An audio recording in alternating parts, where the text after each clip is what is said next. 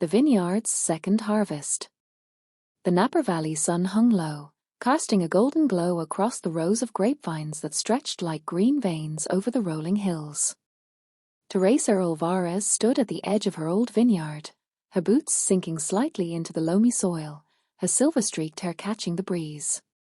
At 60, she carried the quiet strength of someone who had worked this land for decades, her hands still calloused from years of pruning vines and hauling barrels. The vineyard was no longer hers. She'd sold it 10 years ago to fund her son Marco's tech startup in Silicon Valley. Now, she lived in a modest apartment in Santa Rosa, a place with linoleum floors and thin walls that hummed with the neighbor's TV. But today, standing on this familiar soil, she felt the pull of memory, sharp and bittersweet. She'd come at the invitation of Javier Ruiz, a former farmhand who'd worked alongside her and her late husband, Carlos, in the vineyard's heyday. Javier had bought a small, struggling vineyard nearby and turned it into something remarkable, a boutique operation that won awards and drew tourists. His call last week had been cryptic. Teresa, I need to see you. It's important. She'd assumed he wanted to reminisce, maybe share a bottle of his latest vintage. Instead, he'd handed her a letter from his lawyer, his face lined with fatigue from the cancer she hadn't known was consuming him. Teresa, he'd said, his voice rough as grape skins, this place is yours now. I'm not long for this world, and I want it in hands that understand it. The tech market's brutal, Mom, he said one evening, swirling a glass of Javier's last Merlot. A cash infusion from this place could save us. You'd be investing in our future. Teresa set down her pruning shears, her patience fraying. Your future, or mine? I spent my life building yours, Marco. I sold your father's dream for you. This vineyard is my second chance, not your safety net. He flinched, but his expression hardened. You're being sentimental. This isn't about Dad or Javier, it's about survival. My investors are pulling out. Without capital, I'm done. Then figure it out, as she snapped, her voice carrying across the vineyard. Like I did when your father died, and I had to keep the lights on.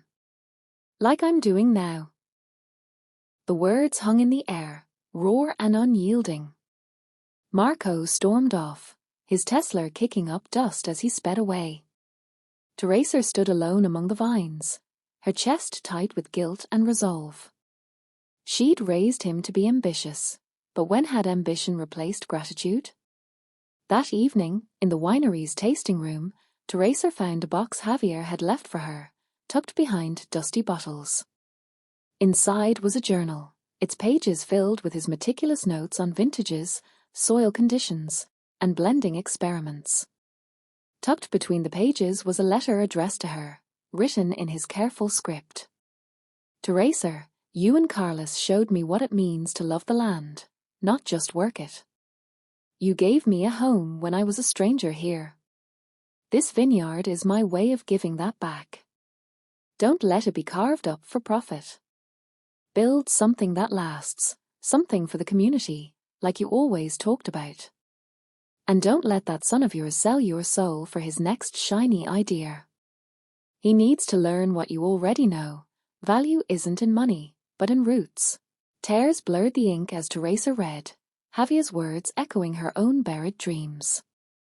She and Carlos had once planned a cooperative winery, a place where local families could learn the craft, share the harvest, and keep Napa's soul alive against corporate sprawl. Javier had remembered, had seen her heart when she'd felt invisible. The next morning, she called Anna and the staff for a meeting. We're starting a cooperative, as she announced, her voice steady despite the audacity of the plan. Families can buy shares, learn winemaking, work the land. We'll offer classes for kids, scholarships for those who can't pay.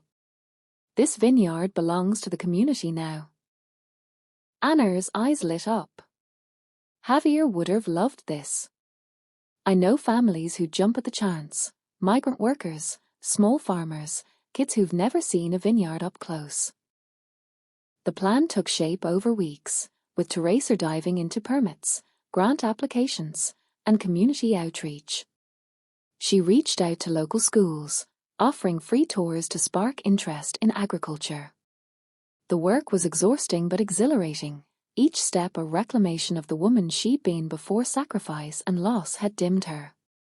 Marco, meanwhile, grew distant, his visits sporadic.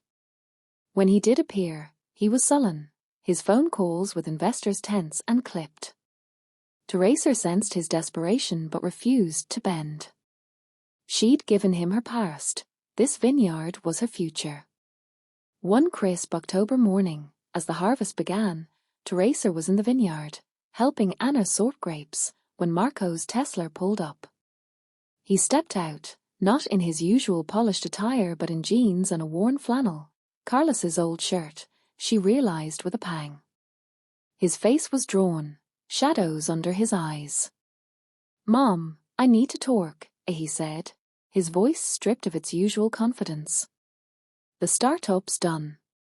Investors pulled out last night. We're bankrupt." Teresa set down her basket, her heart torn between compassion and resolve. "I'm sorry, Marco. Truly.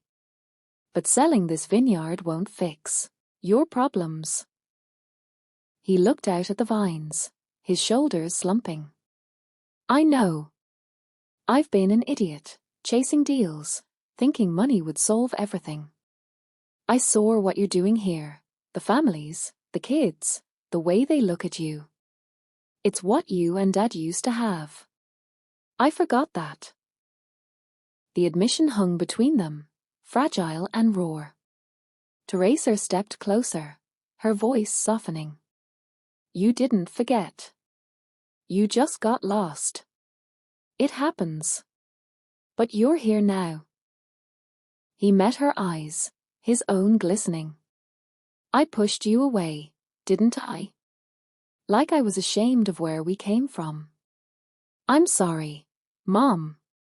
For everything." Teresa swallowed the lump in her throat. "I forgive you, Marco. But forgiveness doesn't mean going back. It means moving forward, together, on new terms." He nodded, a flicker of his old determination returning. "Can I help?" "With the harvest, the cooperative, whatever you need. I want to learn what you know." Teresa smiled, handing him a pair of shears. "Start with these. The vines don't care about your resume." By spring, the vineyard hummed with life. Families worked alongside Teresa and Anna, their laughter mingling with the clink of bottles and the hum of machinery.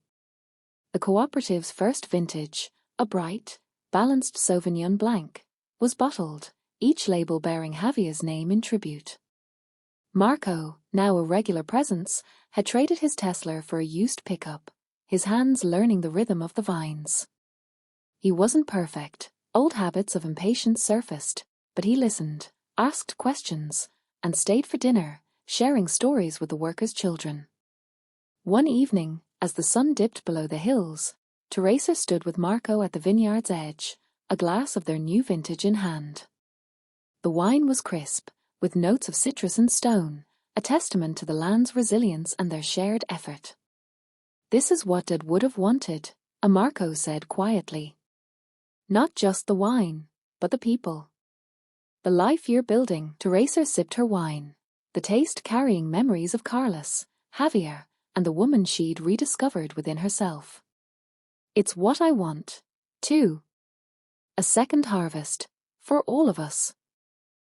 As the stars emerged over the Napa Valley, Teresa felt the weight of her sacrifices lift, replaced by the rooted certainty of a life reclaimed. The vineyard wasn't just land, it was her legacy, her home, her proof that even after loss, new growth was possible.